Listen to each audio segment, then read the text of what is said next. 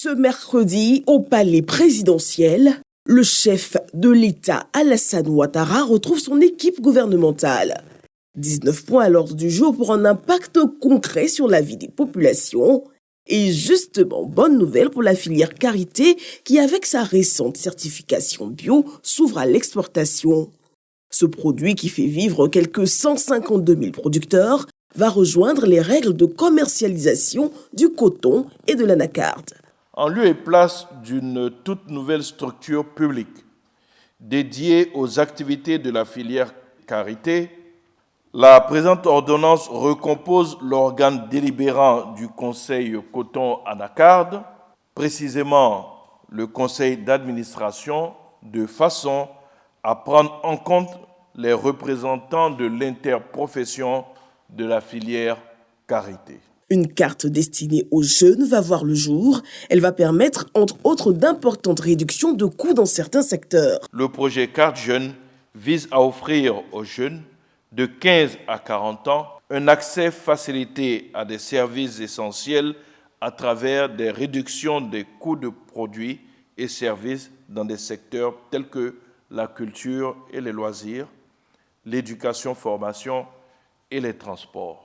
L'objectif est de distribuer 200 000 cartes d'ici fin 2025 à travers un déploiement progressif permettant d'adapter et d'améliorer le dispositif selon les besoins réels des jeunes en vue d'aller au-delà des premières tentatives peu fructueuses de lancement du projet. Sujet de satisfaction, les acquis du PS-Gouv et du PJ-Gouv, les programmes jeunes et sociaux du gouvernement. Pour l'année 2025, l'un des objectifs majeurs sera d'atteindre un taux de couverture de 100% en matière d'électrification, garantissant ainsi à l'ensemble des localités du pays un accès à l'énergie afin d'accélérer le développement économique et social de notre pays. Il sera également construit 129 lycées et collèges, dont 15 lycées de jeunes filles et 114 collèges de proximité. Le porte-parole indique la création d'organes de régulation du secteur du foncier rural et aussi des ratifications pour l'amélioration du cadre des affaires. Le Conseil a adopté un décret portant ratification de l'accord sur la promotion, la protection et la garantie des investissements entre les États membres de l'Organisation de la Conférence islamique, donc l'OCI. Cet accord, signé en juillet 2012, prévoit des mécanismes de protection des investissements contre l'expropriation ou la nationalisation arbitraire et de règlement des différends par conciliation ou par voie d'arbitrage. La ratification de l'accord contribuera à attirer dans notre pays de nouveaux investisseurs donc issus des pays membres de l'OCI et à simplifier les échanges économiques et commerciaux avec les pays membres de l'organisation.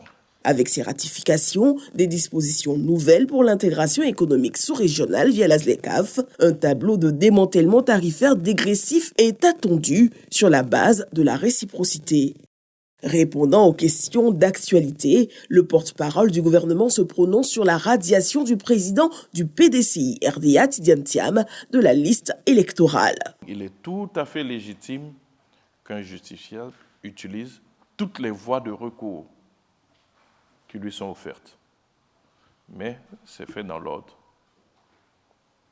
L'engagement du chef de l'État, c'est de garantir la paix et la sécurité dans notre pays. Et on sait que cet engagement, il y tient. Et il le respecte parce que depuis 15 ans, nous sommes en paix. Cette quiétude-là, il y tient. Et Dieu sait combien de fois il y veille, nous apporter la paix et la sécurité. Il ne faillira pas à cet engagement-là.